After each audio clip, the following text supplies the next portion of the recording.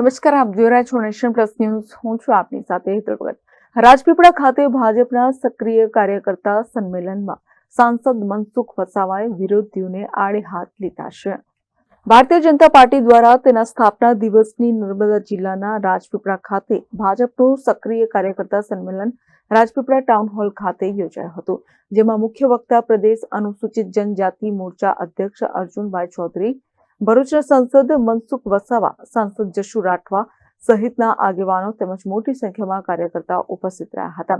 આ પ્રસંગે સાંસદ મનસુખ વસાવા આકરા પાણીએ જોવા મળ્યા હતા અને તેમણે કોઈનું નામ લીધા વગર વિરોધીઓને આડે હાથ લીધા હતા અને જણાવ્યું હતું કે મતદારો નારાજ હોય તો પણ ભાજપને જ મત આપે છે, કેમ કે તેઓ જાણે છે કે દેશને સન્માન કોણ અપાવશે?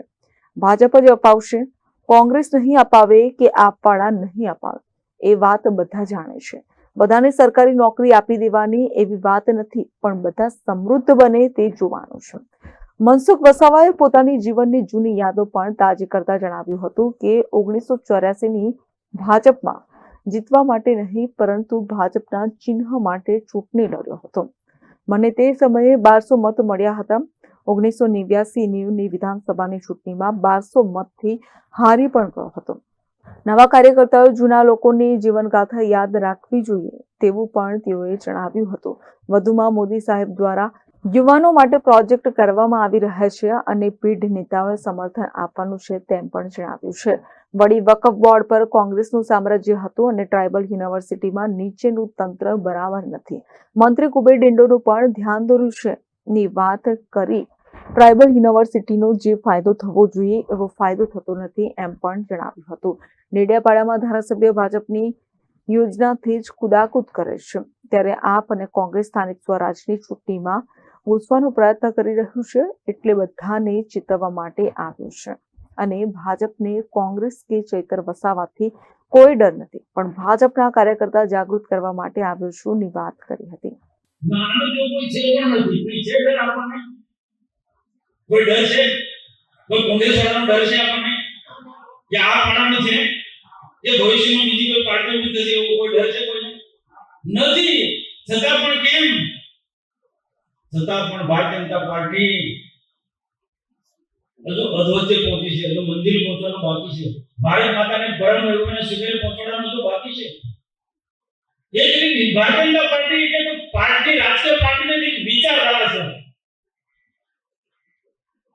ને કોઈ સત્તા માટે નહીં, રાષ્ટ્રને પરમ વૈભવના શિખરે પહોંચાડવાનું છે. ભારતીય જે સંસ્કૃતિ છે, આપણે સંસ્કૃતિને ઉજાગર કરવાનું છે. એકંદર ભારતનું સપનું ભાજપ કઈ રીતે પૂર્ણ કરે એના માટે આ ભારતીય જનતા પાર્ટીની સ્થાપના થઈ છે. નહીં કે સત્તા માટે. દેશને સમૃદ્ધ રાષ્ટ્ર બનાવવો છે, દેશને મજબૂત રાષ્ટ્ર બનાવવો છે, દેશને આત્મનિર્ભર ભારત બનાવવું છે. ભારતને અમેરિકાની હરોળમાં લઈ જવું છે, ચાઇનાની હરોળમાં લઈ જવું છે, વિશ્વની મહાસત્તા બનાવવી છે, દેશને સર્વોપરી રાષ્ટ્ર બનાવવું છે. અમેરિકાની તે પણ ઉપર પર આપણે જવાનું છે, તો એમને થવાનું છે. હર હાથનું કામ, દેશના એક એક વ્યક્તિને કામ મળે, રોજગારી મળે. કોંગ્રેસ પાસે આશા છે, આમ આદમી પાર્ટી આશા છે કે બીજા કોઈ એમ પાર્ટી પાસે કોઈ આશા છે કે ભારતનું સપનું ભારત અખંડ બને, ભારત અખંડ છે એને જાળવી રાખશે, ભારતના કોઈ ટુકડા ના થવા દે, એવું બીજા કોઈ પાસે આશા રાખી શકાય નહીં. દેશની જનતા એકમાત્ર ભારતીય જનતા પાર્ટી પર આશા રાખી છે. ને એકમાત્ર દેશનો યુવાન આજે એમ કે આજે આપણે રોજગારી કોણ આપશે? ભાજપ વાળા જ આપશે, મોદી સાહેબ જ આપશે, મોદી સાહેબની સરકાર જ આપશે. આ વિશ્વાસ છે મતદારોને. એટલે વારંવાર ભાજપ નારાજ હોય તો પણ ભાજપને જ મત આપે છે. મતદારો, દેશના મતદારો નારાજ હોય તો પણ ભાજપને મતદાન આપે છે. કેમ? દેશની સંસ્કૃતિ માટે કામ કરે છે, દેશના માટે કામ કરે છે. દેશનું સ્વાભિમાન બોલે. દેશનું સ્વાભિમાન કોણ અપાવશે? કોંગ્રેસ વાળા? ભાજપ જ અપાવશે દેશનું સ્વાભિમાન. એ જનતા, દેશની જનતા ભારતીય જનતા પાર્ટી નેતૃત્વ વિશ્વાસ નથી. તો ઘણી યોજનાઓ છે. તમે જો એવું નથી કે આપણે બધાને સરકારી નોકરી આપી દેવાય. જ્યારે આ વાત કરું તો કોઈની વાત નહીં ગમે. પછી સમયને સંજોગો પરિસ્થિતિ જોતા મંથનમાં ઉતારવું પડશે. એક વ્યક્તિને રોજગારી મળે એના માટે રાજ્ય સરકાર અને ભારત સરકાર કટિબદ્ધ છે અને અનેક પ્રકારની અલગ અલગ યોજના લઈને ચાલે છે. આ યોજના જેના માટે બની જેના સુધી પહોંચાડવી છે. એટલા નરેન્દ્રભાઈ મોદી એટલા કે ભૂપેન્દ્રભાઈ પટેલ ના પહોંચાડે એટલા ત્યાં મંચ પર બેઠેલા નેતાઓ એટલા આ યોજના જેના માટે બની સુધી ના પહોંચાડે એના માટે કાર્યકર્તાની જવાબદારી છે.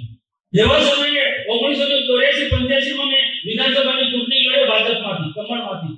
એ વખતે જીતવા માટે નહીં પણ ભાજપના પ્રચાર માટે, કમળના પ્રચાર માટે 19 ની ચૂંટણી લડ્યો. કેટલા મત મળ્યા છે કોઈ કાર્યકર્તા ખબર છે? આ બધા કાર્યકર્તાને ખબર છે? 1200 મત મળ્યા હતા. પહેલી ચૂંટણી વિધાનસભાની લડ્યો એ વખતે 1200 મત, ફક્ત 1200 મત મળ્યા. ભાજપને સમજવું બહુ અઘરું છે ભાઈ. કોઈ રાજકીય પાર્ટી નથી કે સત્તા માટે કામ કરનારી પાર્ટીને આપણે કોઈ કાર્યકર્તા નથી. આપણે રાષ્ટ્રીય સમર્પિત કાર્યકર્તા છે. પદ મળે કે ના મળે ચિંતા ન કરો. યુસીસી શું ભાઈ? એક આદિવાસી કે યુસીસી આદિવાસીને લાગુ પડતું જ નથી. આદિવાસીને દલિતોને જે બંધારણીય અધિકાર મળે છે એમાં કોઈ ટેસ્ટ નથી કરવાનો. આ તો ખોટી વાત કરે છે. આદિવાસીના હક અધિકાર માટે જે પૂર્વ નથી સત્તા નથી એ સત્તા ભાજપ શાસનની અંદર એ અધિકાર મળ્યા છે. જે આદિવાસીઓના જંગલની જમીનનો પણ અધિકાર ભારતીય જનતા પાર્ટીના શાસનમાં મળે છે. સ્ટેચ્યુ યુનિટીમાં આવનારા દિવસમાં એક પ્રોજેક્ટમાં સ્થાનિક લોકોને રોજગારી મળે, કામ મળે, નોકરી મળે. જે પ્રોજેક્ટો છે પ્રોજેક્ટમાં જે મોટા પ્રોજેક્ટોમાં એ સક્ષમ યુવાનોને આપણે તૈયાર અંગ્રેજી જ્ઞાન, વિજ્ઞાન, ટેકનોલોજી સાથે આપણે આપણા વિદ્યાર્થીઓને માર્ગદર્શન આપે. તે રીતના પ્રોજેક્ટની અંદર નોકરી મળે એ કરવું પડશે. એક ક્લાર્કમાં પાસ થવા માટે કેટલી તકલીફ પડે છે એના માટે મહેનત તો કરવી પડે. પણ બધાને નોકરી નથી મળવાની તો બાકીના બધાએ કોઈ ને કોઈ એ પ્રકારના અભ્યાસક્રમમાં જોડાઓ. એવામાં આઈટીઆઈમાં એવા રીતના જોઈન કરો કે બધી જગ્યાએ જ્યાં પણ જાઓ ત્યાં ઉદ્યોગોમાં ઘરના આંગણે નથી નોકરી મળવાની બધાને. આસપાસ ઇન્ડસ્ટ્રી છે, જગ્યાએ છે, જંબુસરમાં મોટા ઉદ્યોગો આવ્યા છે. દેશ વિદેશના આપણા ત્યાં બધા લોકો ઇન્ડસ્ટ્રીમાં નોકરી કરવા માટે આપણે 100 કિલોમીટર આપણે અભ્યાસ કરીને આપણે ત્યાં ઉદ્યોગોમાં ના છે. યુનિવર્સિટી કેટલું આપણા ગુજરાતમાં કેટલું મોટું નામ છે. હા મને ચોક્કસ મને ખબર છે કે આપણે જે રીતના જે સરકારની અપેક્ષા છે કે આપણા બધાની જે અપેક્ષા છે એ પ્રકારે ટ્રાઇબલ યુનિવર્સિટીમાં આપણું પ્રગતિ પર નથી છે. પરંતુ જે પ્રકારે ટ્રાઇબલ યુનિવર્સિટી લોકોમાં એક કરંટ ઉભો થવો જોઈએ. નર્મદા જિલ્લામાં રાજકોટમાં સ્ટેચ્યુ યુનિટીની જેમ ટ્રાઇબલ યુનિવર્સિટી પણ ચાલે છે. જેટલું જે કામ થવું જોઈએ દેખાતું નથી. ટ્રાઇબલ મ્યુઝિયમ કોઈ કારણસર જે ગતિ આગળ વધવું જોઈએ નથી વધતું. એ ગતિ આગળ વધારવાની જવાબદારી કોની છે? આપણે બધાની. ઠીક છે આપણા કુલપતિ પાડી સાહેબ બહુ સારા વ્યક્તિ છે પણ નીચેનું તંત્ર બરોબર નથી. એના માટે સુધારવાની જવાબદારી આપણી છે ભાઈ. એ સુધારવાની જવાબદારી આપણી છે. સરકારમાં આપણે ધ્યાન દેવાનું. મેં આપણા ટ્રાઇબલ આપણા મોરચાના અધ્યક્ષને પણ વાત કરી કે જો આપણે ટ્રાઇબલ યુનિવર્સિટીમાં ઉમેદવારી જીતવા અહીંયા ત્યારે પણ ધ્યાન દીધું. ટ્રાઇબલ યુનિવર્સિટી મોદી સાહેબે આપણને બહુ મોટી ભેટ આપી છે. પણ આપણે બધા જે રીતના એનો જે ફાયદો થવો જોઈએ એ રીતના હજુ દેખાતો નથી. મને તો નથી દેખાતો. નહીં દેખાય એના માટે હું બોલું છું.